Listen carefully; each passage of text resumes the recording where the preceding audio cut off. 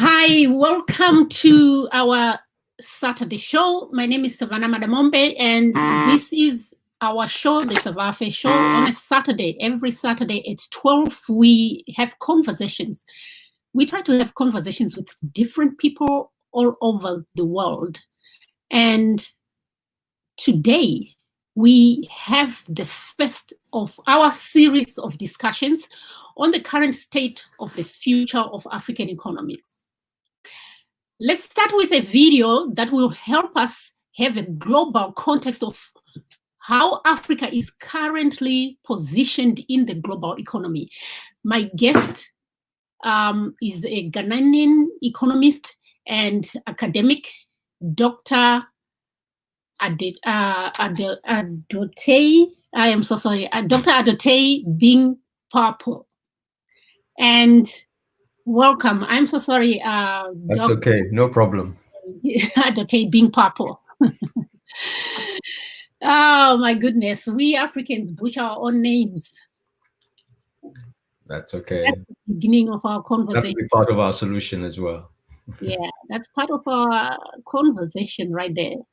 How we relate as Africans. But today, I want us to start our conversation on sort of a historical overview of Africa's economies in the global context. All the economies, because we don't operate as Africa. We operate as different countries in Africa. Now, before we do that, Doc, I want us to watch a video that has been circulating on social media for a very long time. A lot of people said a lot of things about it because it kind of opened our eyes as to what is going on. Let's watch this video and we'll come back.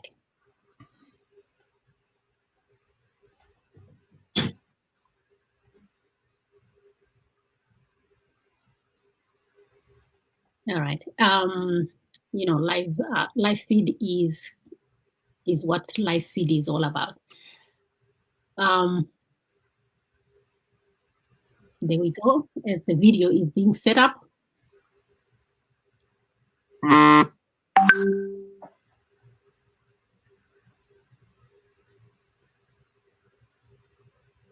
Okay, can you hear that video, Doc?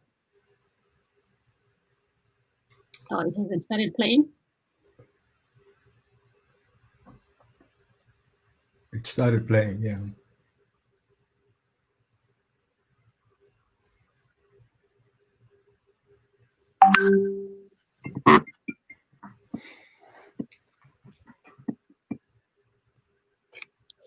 Okay, I don't have volume to that video. Do you hear what that video is saying, Doc? I can't hear it. No, I can't hear the video.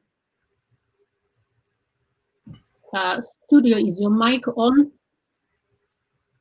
Your mic has to be on for us to hear this audio.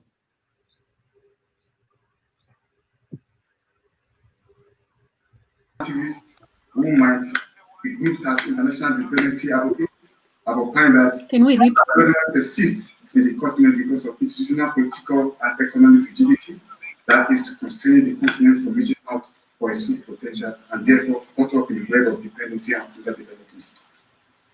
As the debate rages on peoples have hopes of well-meaning international established like the IMF and the WTO, who control international finance and trade, has been part of the problem. This group often called the false paradigm proponents attributing underdevelopment to faulty and inappropriate advice provided by well-meaning but often uninformed, biased, and ethnocentric international expert advisors from developed countries. These experts are said to offer complex but ultimately misleading models of development that often lead to misappropriation of incorrect policies that aggravate development in Africa. Besides a bunch of you led by Walter Woodin of how Europe and developed Africa have attributed this to the imperialist war of the past centuries, which led the agent of imperial power to Africa. The result of such engagement is displacement of African culture and heritage, which since when has uprooted the institutional design originally to bring about development in Africa. Ladies and gentlemen, the breaking is too much and has left us confused to the reason Africa is in the current state. This is why we have invited these experts.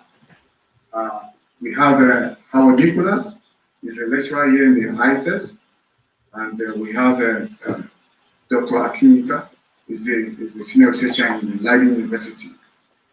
Moreover, we not only after the causes of underdevelopment in Africa, we are also seeking to know the various social movements that can help stimulate development across the continent. We are well aware of the development miracles that could transform China and its neighbor.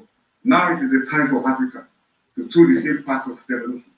And we therefore hope our esteemed guests will share some insight on how Africa can partake in the development miracle. Ladies and gentlemen, let me welcome you once again to the discussion. And I will hand over to the moderator, Father. Let's give you one welcome.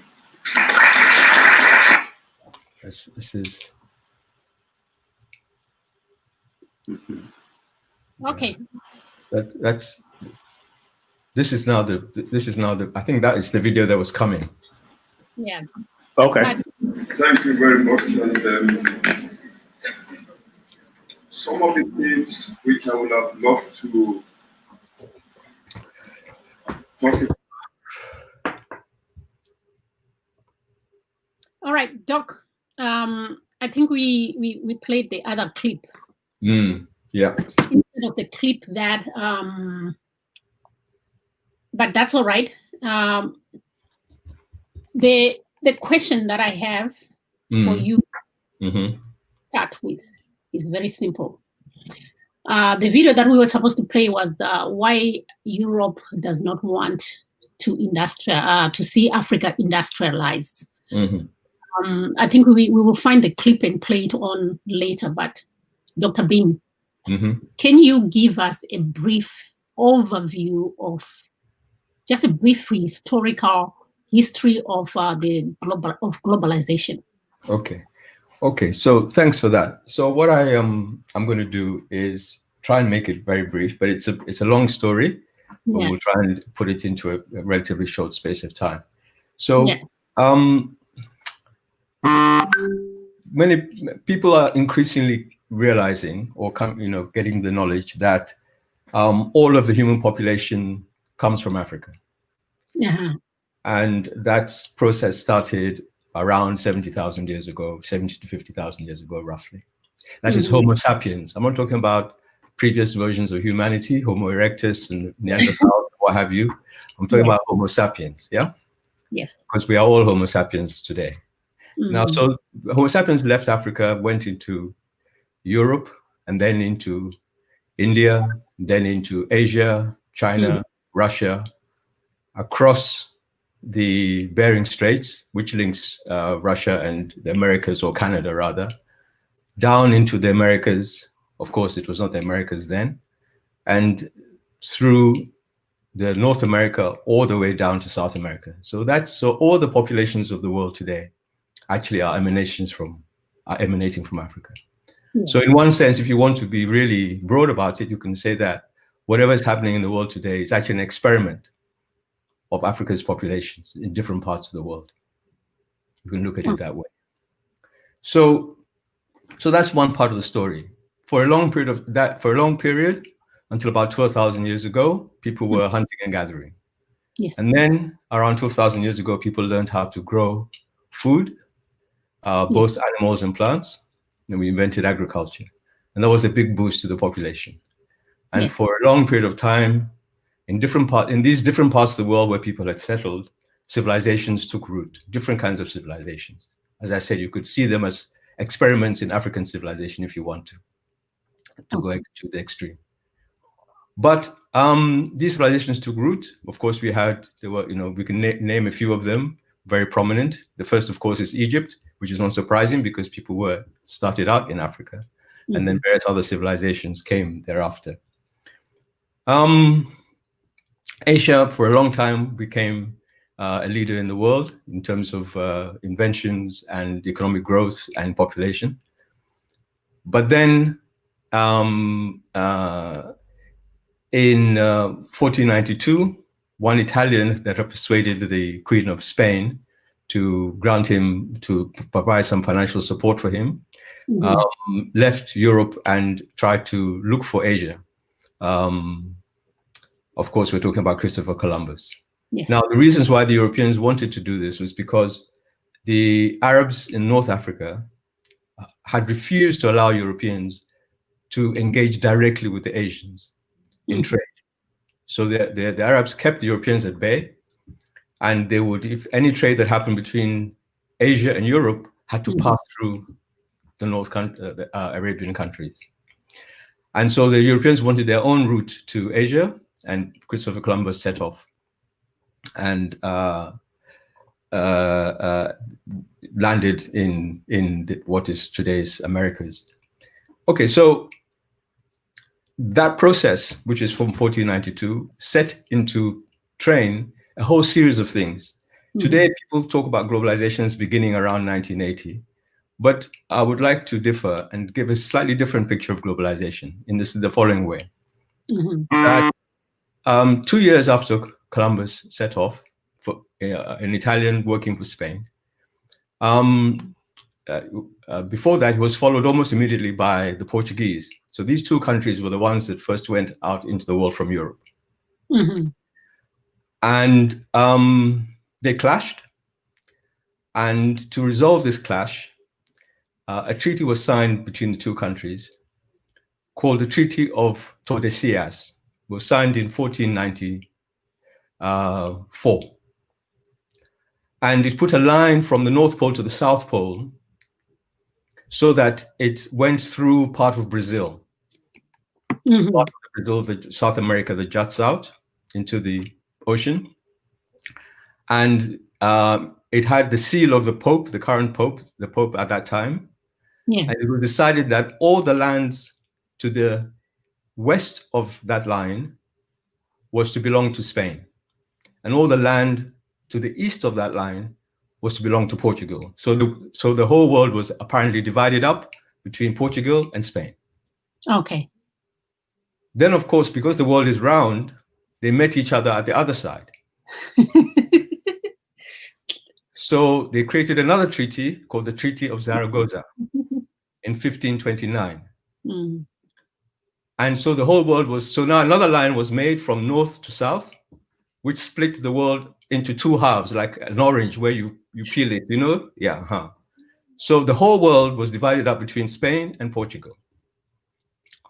Of course, and that is why today you see the world as it is. That's why in in Brazil, they speak Portuguese, and in the rest of South America, they speak Spanish. Yes. Yeah? And so on. Yeah. Anyway, so the world got cut up in this way, but of course, the other European countries, Britain, Holland, France, found this unacceptable. How could the whole world be divided up and it didn't include them? Yeah. So began many hundreds of years of intense European warfare, either within Europe or in the world, in order to take and seize natural resources, for their own development. Okay. Along the way, this is really cutting it very, very brief. We have this process that began or took flower, let me say, in England, called the Industrial Revolution. So this was a process of moving from relatively low productive activity to high productive activity, or let's say constant or decreasing returns to scale to increasing returns to scale. Okay. Value added, we call it today, moving up the value chain. Yes. This was basically industrialization. To do this, Britain introduced a whole number of rules. The British government passed many, many laws in Parliament to restrict, to protect their local economy, stop other Europeans from being able to trade. They, of course, before that, established a whole system of commerce, where the main thing was that European countries went out into the world, into Asia, into Africa, into Americas, and restructured the economies of those places so that it suited the nature of the European economy. Okay? Yes. They took human beings from Africa, they put them into the Americas, Yes. they made them grow sugar and tobacco, various things.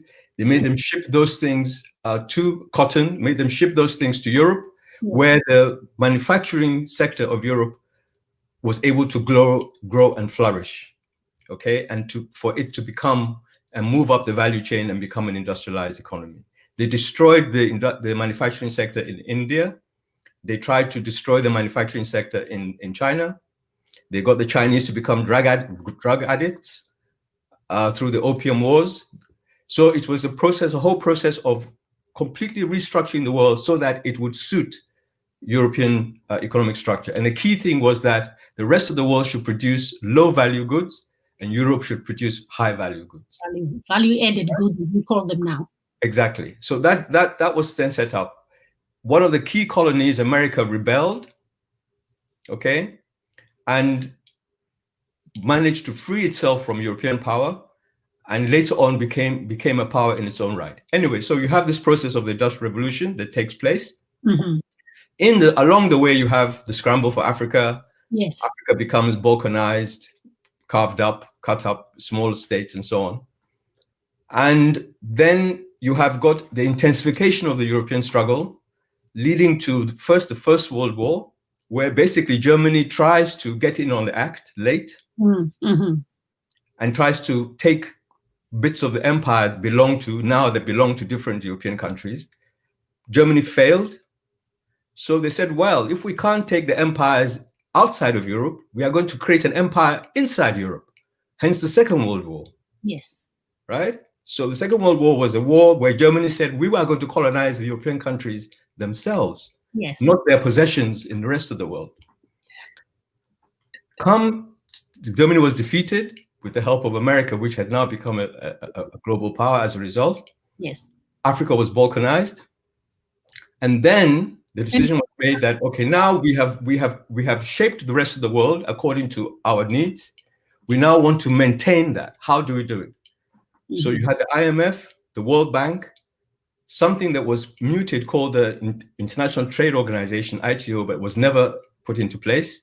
Yes. But then became something called the General Agreement on Tariffs and Trade, and later became the World Trade Organization, which is what we have today. So these institutions became the institutions of global regulation, and their purpose was to keep the rest of the world down. Feeding the main. Feeding the main. And I'll give you just an example of the thing in just to show you what that meant in the case of a European country, Germany. Yeah. After the Second World War, in 1945, a plan was put in place to deindustrialize Germany. It was called the Morgenthau Plan. This was a plan put in place in America. You can look it up. The Morgenthau Plan was there to deindustrialize Germany so that Germany would not again be a threat to the rest of Europe. But what they realized that the process of deindustrialization would make Germany so poor that Germany would not be able to play any role in defending against Russia, what was then the Soviet Union. Yes. So they changed the plan to the Marshall Plan. And the Marshall Plan was there to reindustrialize Germany. So Europeans know that when you are deindustrialized, you are poor. When you are industrialized, you are rich. So the whole of the Marshall Plan was put in place to reindustrialize Germany, which it did. The money put into Germany was to do exactly that, which it did. So the point I'm making is that once that was done, these international organizations, then they said, okay, how are we going to, what are we going to do? America said, you, Europe, cannot have these territories to yourself. So America supported in the independence of the countries that had previously been colonized, including Africa, right? So many Africans think, America supported us. They must be for a good reason. Yes. But the reason why they supported the independence of African countries and others was so that they could enter and take economic control of those places, which they have done. Okay, which is why America has got military and economic relations with so many countries and is a world superpower in so many different ways that we can't go into that. But that is the key aspect of it. So we have a situation in which, what is it that happens? These countries who developed initially, the Americas, the European countries, they protected their economies from the outside world. They put high tariff barriers. They restricted trade in so many different ways. Maybe we'll get into some of the details later on. Yeah. In so many different ways, so that they could grow their economies. They could industrialize their economies. They could industrialize sectors of their economy. Today, when they say they are our development partners, they tell us the opposite of what they did. Now, and that is where we are today, because they know that the opposite of what they did is what will keep us low down the value chain, producing raw materials, producing agricultural commodities, right? Being told what we are going to be paid for them, whereas the goods that they produce, they also tell us what they're going to charge us for them. Doc, I'm going to give our guest an opportunity to chime in. Okay. Questions while you drink some water. If you have a glass of water, while we're going to have a commercial, just a little commercial break. And when we come back, I want us to talk about, there's a difference from everything that I've been listening, what you have been saying. There's a difference between doing the right thing the wrong way and doing the wrong thing the right way. Correct. As Africans and the economies, which are we? Are we doing it right? Okay. Let's get back to that when we come back. Okay.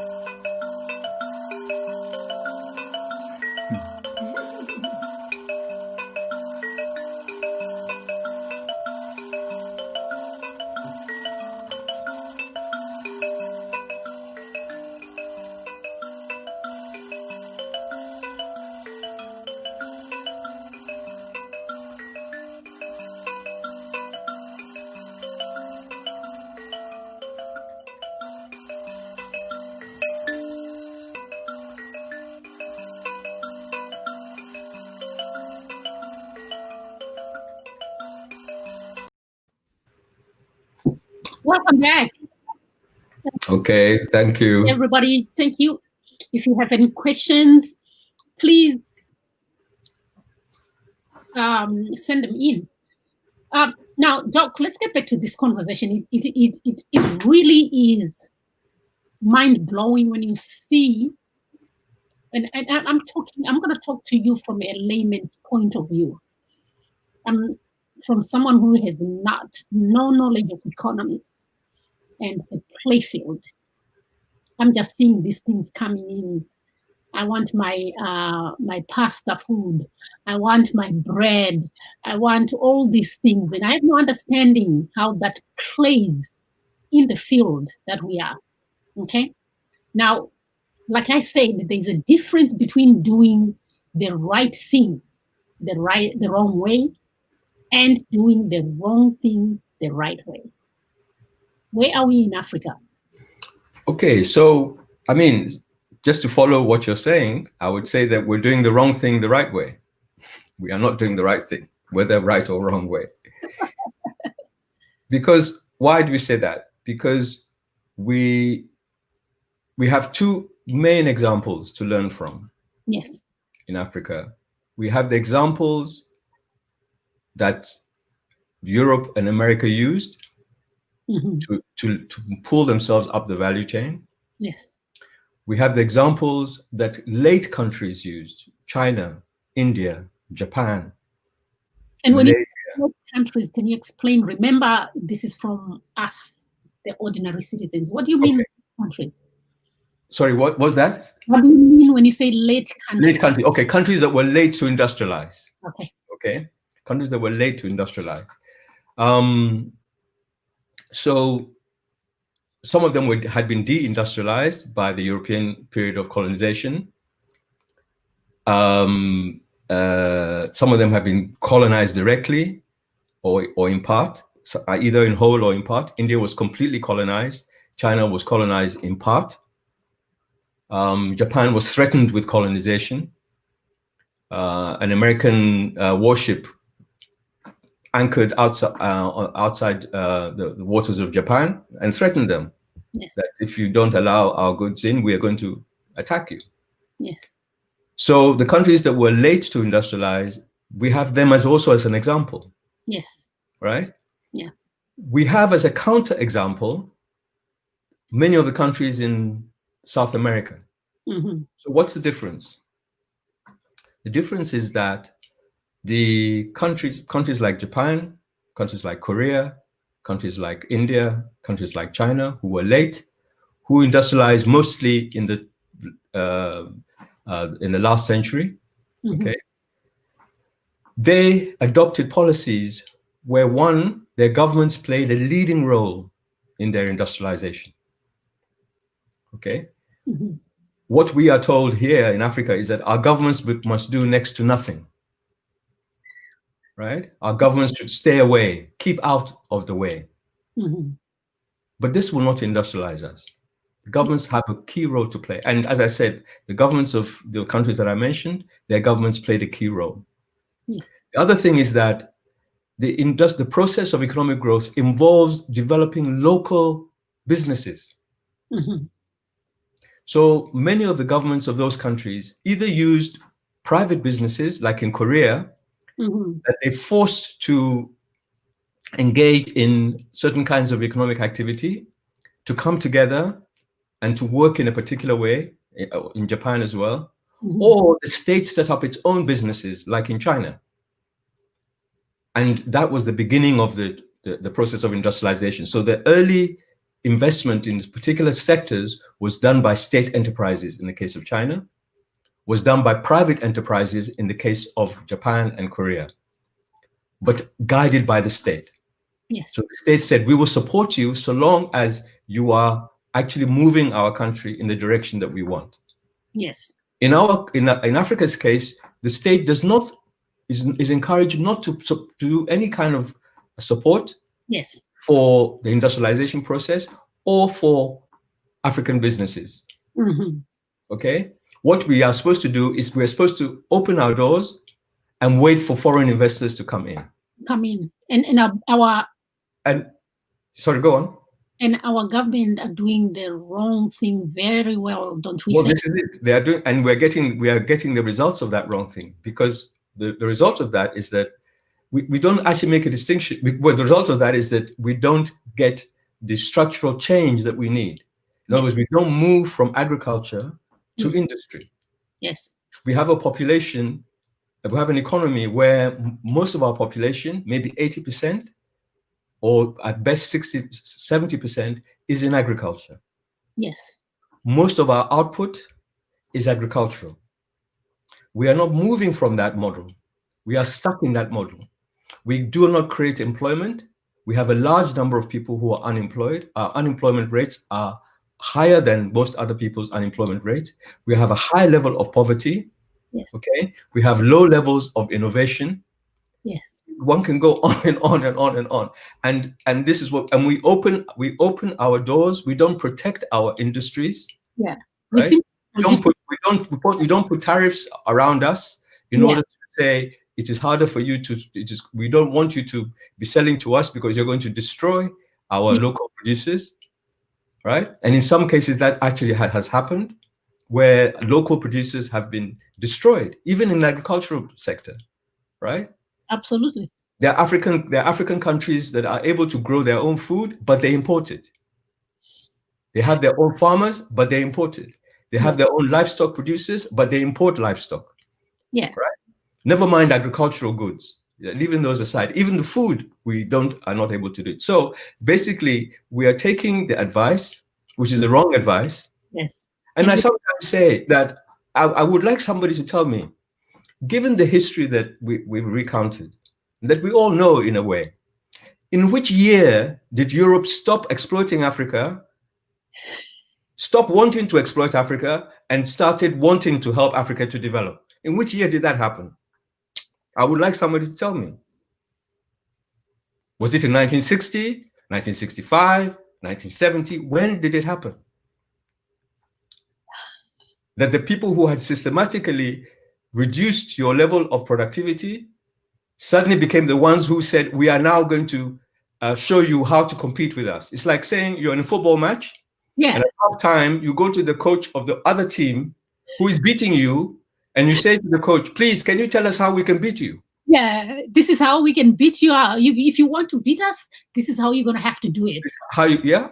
In fact, it doesn't happen. In fact, we're going to stand aside while you implement that.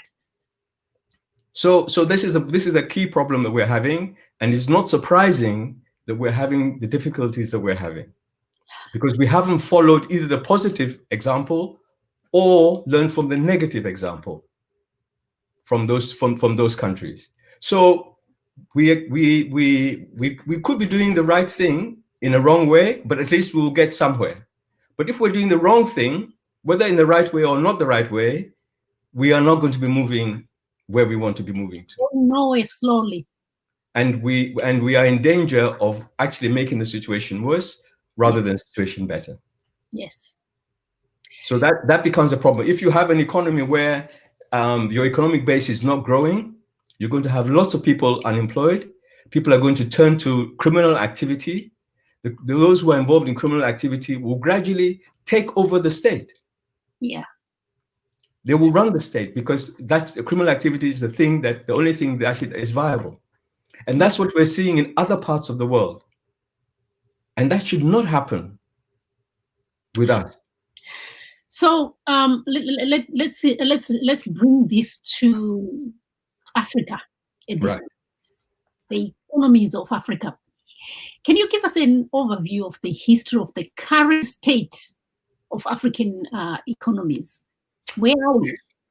So yes, I mean, like I said, we broadly are economies that are that are agricultural in nature, that have a higher level of agricultural output, that have a low level of manufacturing output.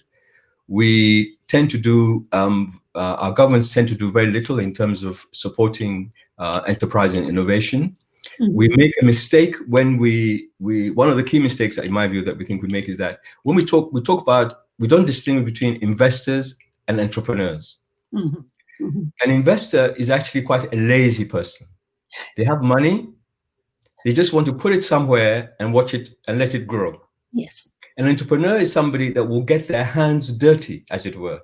Yes, and well, they make something happen, to produce, to get involved in production. So we make a mistake if we think that if we say we're looking for foreign entrepreneurs, that might be a bit better. Yeah, because we're actually looking for people who will come and do something. Yes. But if we're just looking for people who are foreign investors, they won't come. Okay. But there are countries in Africa, and this is to answer your question, there are countries in Africa that are trying, having learned from some of the things that we tried to do in the past, that are trying to do things differently. So for example, one of the early stages or one of the early models of industrialization that Africa tried to adopt was this so-called import substitution industrialization. In other words, it said to those who came to power after independence said, what are the things that we are consuming now? Let us try and industrialize. Let's try and manufacture those things. But every country was doing it on its own. Mm-hmm. So an example, for example, of that not working is, let's say, with cars. So I used to live in Zambia, and I saw that at first hand. Zambia tried to make cars in Zambia long ago. Yes. But the Zambian market, in those days, Zambia only have about 7.5 million people. And the middle class was very small. Yes. So when Zambia got Fiat to set up an assembly plant, only a small number of people could afford to buy the Fiat, exactly. Which meant that the Fiat car, the plant could only produce a small number of cars. The market was not big enough. Yeah. The market was not big enough. Yes. Which made the cost of every car very high. Yes. So already you are now in a situation where you are not gaining, but you are losing, because your production costs are very high. And other African countries were doing the same. So everybody was building walls around their economy. Yes. Protecting it, trying to protect their economy from the next African country. As a result, many of these plants collapsed. Yes. In Zimbabwe, I think there was one as well. There you go. Yes. It's not a viable strategy. It would have been a viable strategy if the countries had said, okay, let's just come together, right? 4 or 5 countries. Let's just also be able to agree, this country will produce cars. Yes. This country will produce fridges. Yes. This country will produce air conditioners. Yes. This country will produce bicycles. Yes. And so on. And then Africa becomes the consumer. And then you trade among yourself. You will get what is called minimum efficient scale. In other words, you will have a factory that is producing at the maximum it can, so that its costs per unit of what it produces is as low as they can be. Then that's when you get the benefits of economies of scale. Yeah. When the size of your output, of your production, allows you to produce at low cost. But we didn't take that opportunity because everybody wanted to be, in those days, we were all saying we're Pan-Africanists, but we were not Pan-Africanism in the economy. We were not even Pan-Africanism in other ways as well, but that's another issue. But we were not Pan-Africanists in the economy, and we didn't benefit from that process. Okay, so now we learn from that. What is the alternative? The alternative could be, okay, that we take what we are producing now in bulk, and we try to industrialize that. In other words, we don't go from the consumption side of it, we go from the production side of it. And we say, okay, we will try to move up the value chain. Okay, that would mean, for example, that let's say we have, if you're a producer of copper, you don't dig the copper from the ground, put it into ingots and sell it. Yes. You say, what things can we make out of the copper? Yeah. And then you try to gradually, starting with the simpler things you can make, try and make more and more and more complicated things that people need that include copper. Now, if the rest of the world doesn't have copper, they can't compete with you because you have the copper. Yeah. They can't make those things, yes? Because unless you sell your copper to them. Yeah. So you are actually in pole position. Yeah. Right? In a way, all our you can gradually begin to move yourself up the value chain by keeping an increasing proportion of what it is that you produce. That applies to copper, it applies to cocoa, could apply to coffee, could apply to all manner of things. So that is a different kind of strategy that also governments can want. Ordinary people can understand this. Yeah. This is common sense, yeah? Ordinary people understand this, that this could be a way for you to move forward. But do you have a strategy to do it? Right? Again, is it something that and where is your principal market? Right? Where would your principal market be? Of course, you will get pushback. If today, let's say cocoa, Cote d'Ivoire and Ghana produce a large chunk of the world's cocoa. But the center of the world's chocolate is Belgium. Yes, and France. So now, if we said, okay, this chocolate, actually, you know, we want to produce chocolate out of it. Yes. Unless they're going to find somebody else to produce cocoa, yes, they're going to have to accept yes. that we are the ones now who are going to produce the chocolate. We might buy our chocolate. Yes, and sell it to ourselves on the continent and to them. But do you know how chocolate is expensive for us? Well, this is normal. Yes. Now there are countries on the continent that are trying to do something like this. Yeah, Ghana. And I want to mention them because not everybody is. Some people are trying to do this, and the country that I would like to mention is in relation to diamonds is Botswana. So Botswana, as you know, produces lots of diamonds. Yes. But in the last few years, they have taken a policy to say, you know what? It is stupid for Botswana to produce diamonds, but the center of the world's diamond is Antwerp. Because that's where they cut the diamonds. Yes. To suit various kinds of uses, whether they be cosmetic or industrial or so on. So the Botswanans have started a policy. They started a policy to say, okay, first of all, we are going to take fewer and fewer of our diamonds to Antwerp. So if you want to buy diamonds, you must come to Gaborone. And that is and you will have to buy the diamonds there. Of course, this has a good impact because people have to get on a plane to come to Gaborone. They have to live in a hotel. They have to eat, yes. And so on and so forth. So it stimulates small parts of the economy. But then they set up colleges, institutions where they began to train Botswanans how to begin to cut diamonds, and this they're doing at an increasing degree. Yeah. So increasingly, and what they can sell those cut diamonds for is much more than they can sell the uncut diamonds that they used to carry all the way to Antwerp before. Yeah. So they're beginning to turn the nature of the relationship around. So this is not something that happens overnight, and it's not something that happens without pushback. But you have to invest. You have to invest in many things in order to make that happen. Yeah, because I can sort of understand where some of the pushback can come from, especially in the case of Botswana, where De Beers and company mafia ring can't necessarily just allow them to get into the market because they control the market. They control the market, but the De Beers is not a European company. Okay, so if the Botswanans wanted, they could create their own marketing company, right?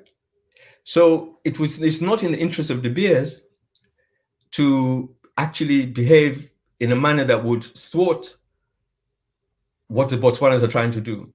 In their long-term interest, it's better for them to try to, once they know that you have seen the light, it's better to try and delay the process as long as possible when you might be in a minority. But there's nothing that stops in the long run from Botswana being the country that has its own diamond marketing agency.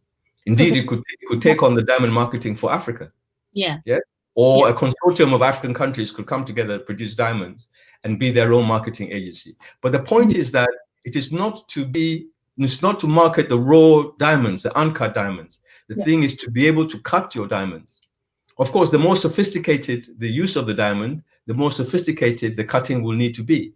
And the more knowledge you're going to have to learn, to gain in order to cut it properly. So both machines and people are going to have to,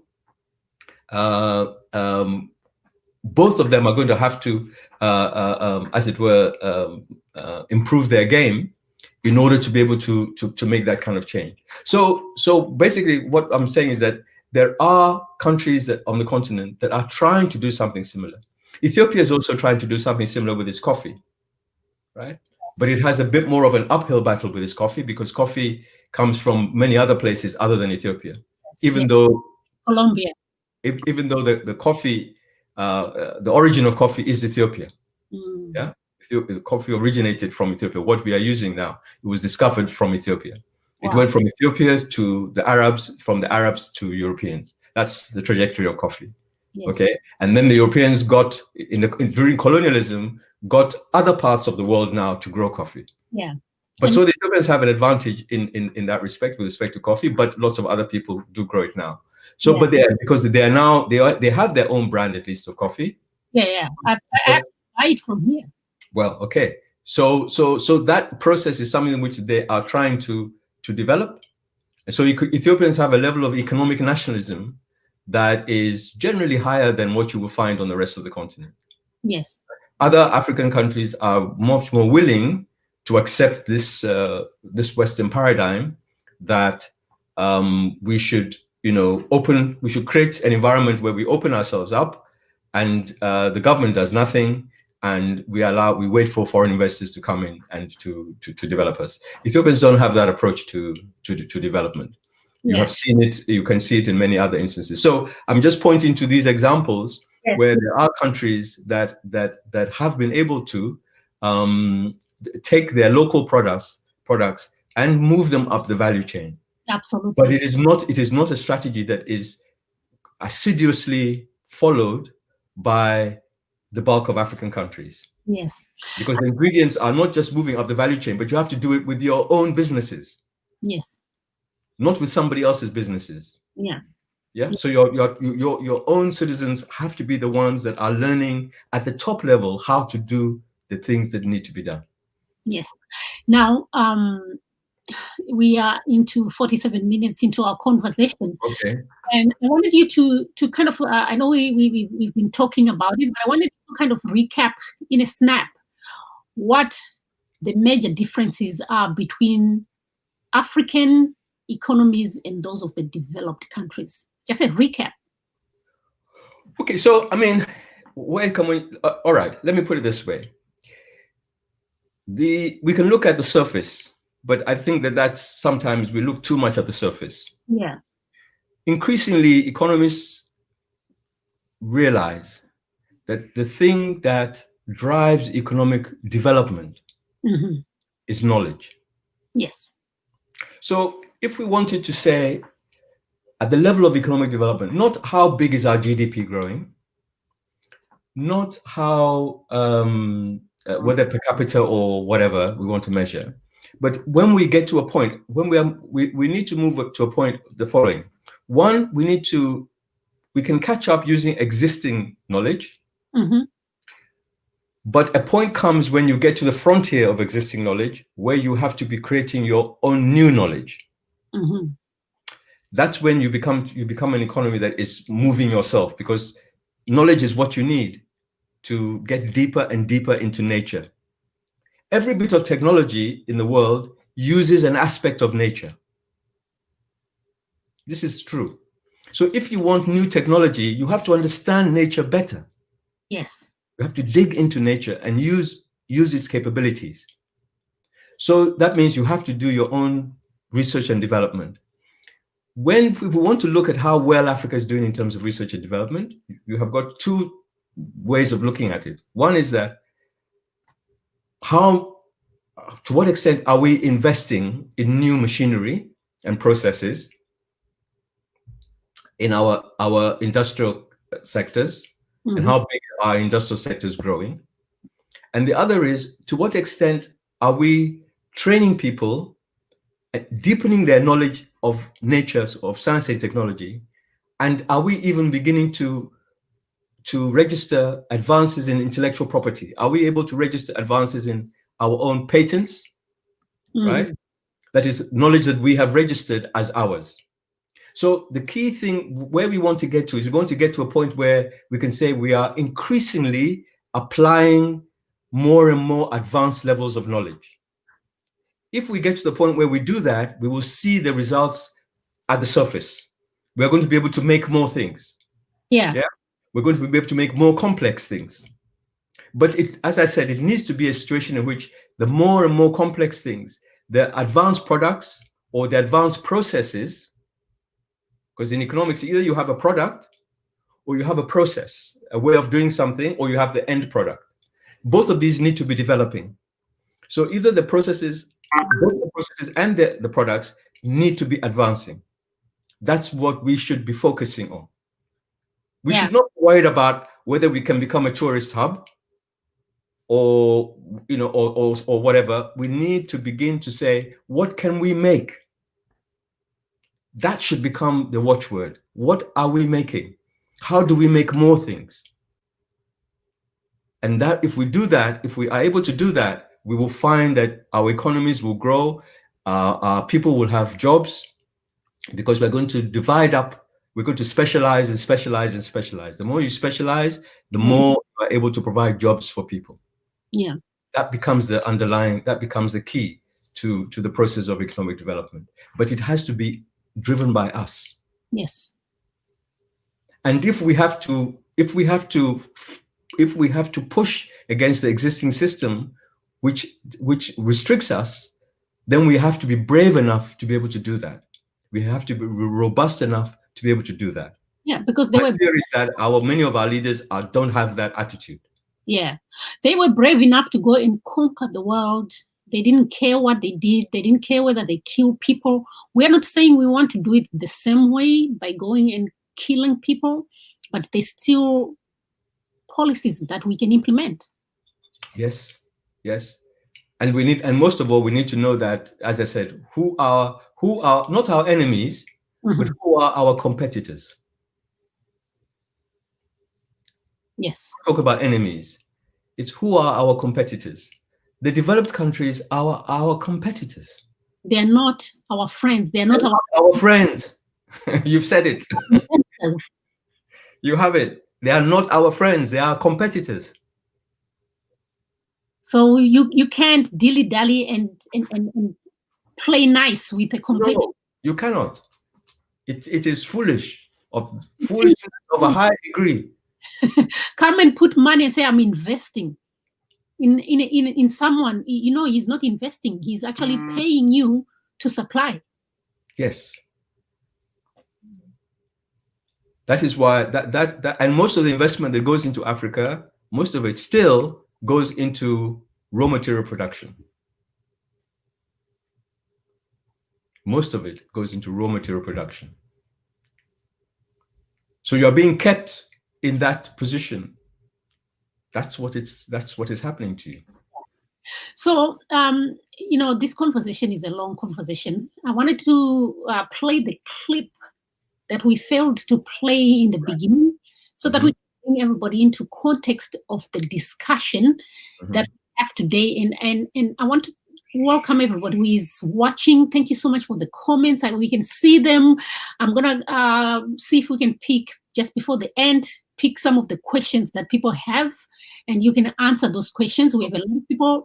Thank you so much, Kiva6, for tagging all these people that you're tagging into the conversation. This is a very important conversation, but it is a conversation if we embrace it and we share it and we let others know that there is a resource, someone who has massive knowledge. He's taking time out of his to give us 5 episodes. Thank you so much. So he can share the knowledge that he has, so we can empower ourselves. Now, what I wanted you to do when we come back after the video that's going to be played, a clip that we were supposed to play in the beginning, I want you to look at countries that were at the same stage of development as Africa and are now economically successful, like China, Korea, Singapore, Malaysia, for example, and you can tell us what it is they have done that we can look at as Africa and check ourselves from the bottom of the pit and somewhere there to be competitive. We have the resources. So let's take a minute and watch this Hopefully this time we'll be able to get the clip right. And watch it. Anyway, while we are doing that, I'm just going to greet the guests we have here. Thank you so much, Chenzira, Mufudzi, Kiva6, you are a champ.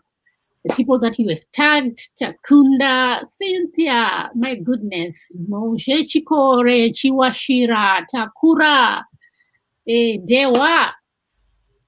Now, let's watch the video. We don't have an audio yet. Elizabeth, hi, how are you? Thank you so much. Okay, and this means all the economic structures, all the global institutions, and the economics we teach everyone is all designed to keep Africa exactly where it is. And whether it is Europe or US or now China, it's always the same. We need Africa to be impoverished because we need those raw materials and we need them dirt cheap. Okay, so that's the message. It doesn't mean to say that there's nothing Africans can do. Of course there is. Okay, but this is the opposition that they're fighting. This is what it's about. Because if Africa does do something different, I assure you living standards of all those in Europe and North America and Asia is going to fall. Okay? And that is a big price to pay. I assure you that the West is not going to allow that without a big fine. Okay, so this is what it's fundamentally about. What I want to show you is how these structures are operating. It's just 20 minutes, so we can't do very much, but just to give you a little bit of an idea. And why I keep the ideology part there is because we are part of the producers of ideology. At universities and academic institutions, we are complicit in this whole enterprise. Okay, so the job of many Western academics is to convince Africans they have to keep doing what they're doing. Okay, and to show them it's your fault that you're poor. It's not our fault. It's your fault that you're poor. You know? So this is what we do in academic institutions, and I want to show that as well. To start, this is what it's basically about, so you know what it's about. I want to just show you the extent to which Africa is specializing in the production of raw materials and basic agricultural goods. We know the basic forces that have caused this underdevelopment. We know it's colonization. I will not discuss that very much because my colleague speaker is going to go into some aspects of this.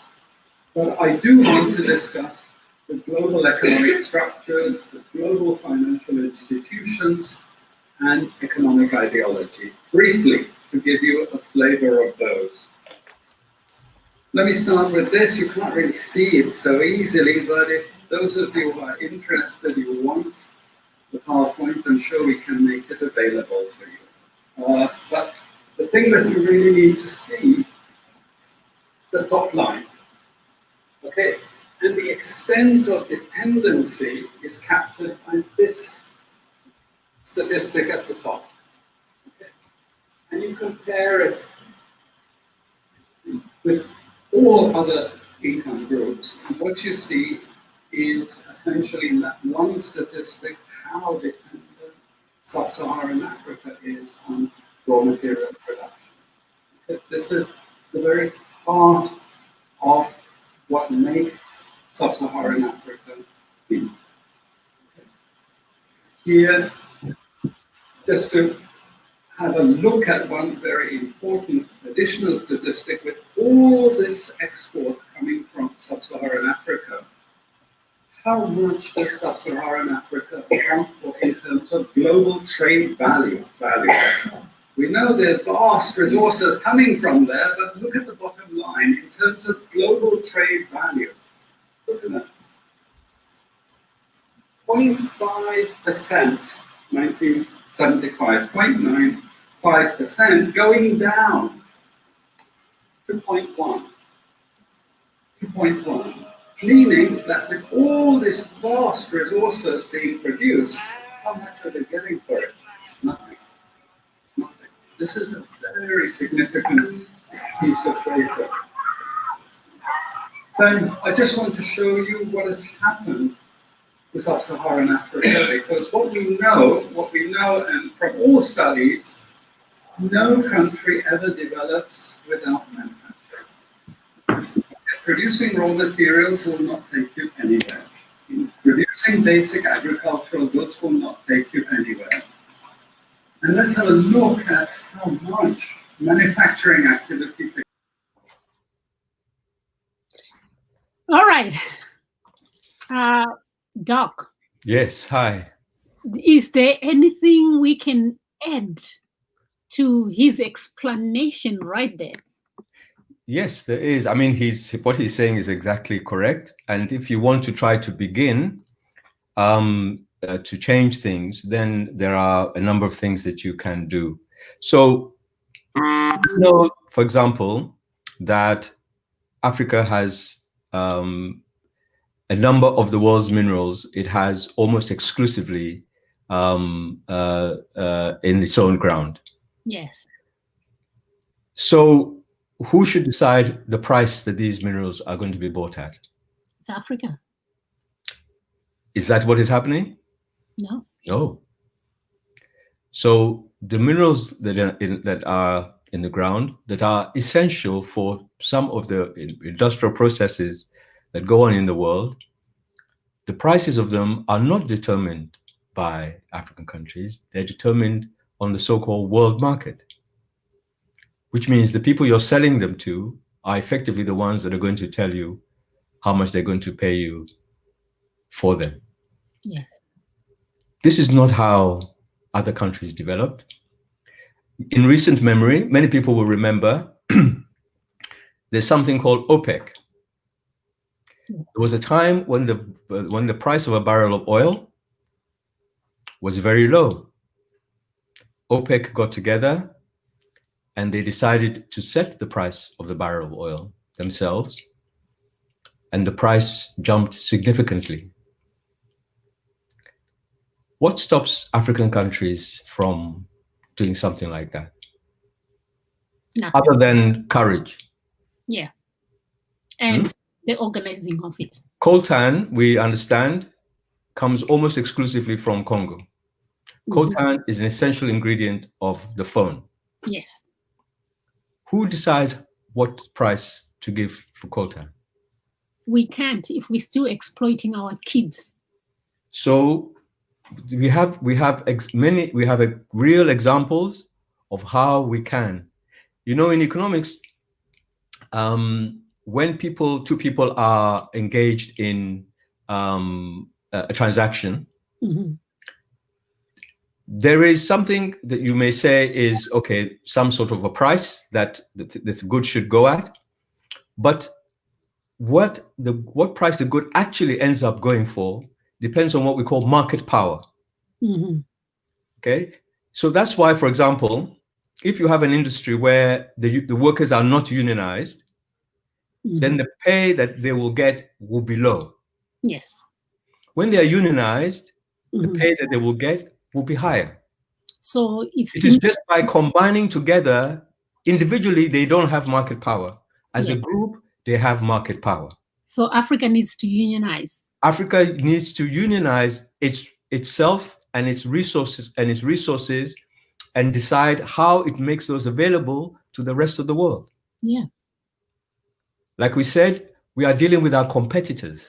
Yes. Not our development partners.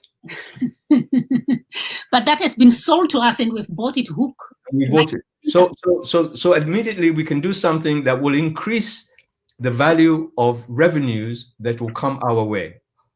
Now, that immediately should tap into what the state gets as its revenue.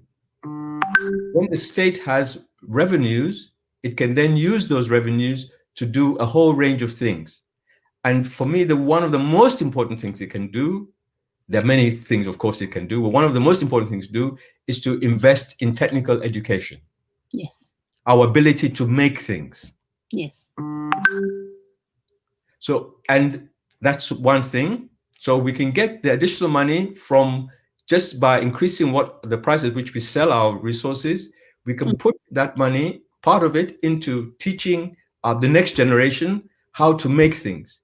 You should not, in today's world, grow up and you are illiterate. Yeah. I don't mean that you have to, English. It doesn't matter what language you know, but you should be literate in that language. You should be the language of maths. Yes. You should be able to add, subtract, and divide, and take to the power something. Yeah. These are important and essential things. Without that knowledge, you cannot learn how to make something. Yes. So there are things we can do. You can then find those who make things and help them to improve their making. You asked about countries. Korea. Yes. The Korean government back in the 50s got a number of Korean companies together. Korea today is one of the leading makers of tankers, of ships. Korea never used to make ships. Yes. It was a decision they took. They got companies together to say, we are going to become a shipbuilding country. Yes. And the government supported those individuals and businesses to become a shipbuilding country. Yeah. The government said to them, but we will support you provided that you become competitive internationally. But it means that the government has to be hard-headed, honest, transparent, and have the interests of the country at heart. Yes. I'm assuming that all of these can be found in Africa. Absolutely. We have run out of time. We're already 6 minutes into overtime. The conversation is beautiful. And I understand, I really want to continue this conversation, but I think we have to close this episode. We have 4 more episodes coming in. The next episode, we want to talk about what we are doing right and what we are doing wrong. Now, there is so much that we as Africans have. For instance, I'm looking at you, a wealth of resource and brain gain, and why Africa must use and utilize the resources it has of its citizens all over the world to come back home and regain the knowledge that they have taken from all over the world. Now, Doc, we are going to conclude this. What are your last words before we finish off this episode? Oh, I just want to repeat that. Well, let me say, we need to think on the basis of what is in our own interest. Ask ourselves, is this in our own interest? Yes. And do only what is in your own interest, actually. And you're not talking about our own interest as an individual. No, I'm talking about as a continent, as a people. A continent. Yeah. Yes. Let us think what really benefits us. Yes. Thank you. Let's do that. Thank you so much, Doc. Thank you very much for the opportunity. It's very, very grateful for that. I'm very grateful for the opportunity. It's my pleasure. I cannot begin to tell you how privileged I am to talk to such a wealth of, to mine that diamond of a brain that you have, and just say, hey, guys, we have all these resources. Why are we not tapping into them? Let's do it. Let's use our own resources. Thank you so much, and we meet again next week, same time. Thank you. Okay. All right. So much, and we will see you next week, everybody. I just want to say thank you to everybody who has been joining us. I see your comments. I know I was supposed to ask Doc to respond to 1 or 2 questions before we leave, but oh my goodness, I lost track of time. I'll jot down the questions, and maybe when we start next week, we can start with you answering those questions that people have. Or I will take the questions and make sure that they go into the appropriate episode that we have. Because some of the questions that I hear, I can I know exactly which episode they need to be in, so that we can have a very, very organized kind of conversation where we are not jumping from one to the other and people get confused. So I will do that with the questions. I'll bring them back into the conversation in the appropriate episode. Thank you so much. Thank you, Mufudzi. Thank you, Chenzira. Kiva6, I love you. Thank you, everybody who has been watching. Some of the names, I can't see them. Benford, hi, how are you doing? But I can't see some of the names because if you do not type, I cannot see because we're using a stream. But thank you so much. We'll see you next week as we continue with this conversation. And just a recap as to what were we talking about today. We were talking about, in this first episode, it's about the historical overview of Africa's economies in the global, context. Where are we? What are we doing right? What are we doing wrong? And what are we doing wrong in the right way? So much that we are perpetually in the wrong. Thank you so much. We'll see you next week.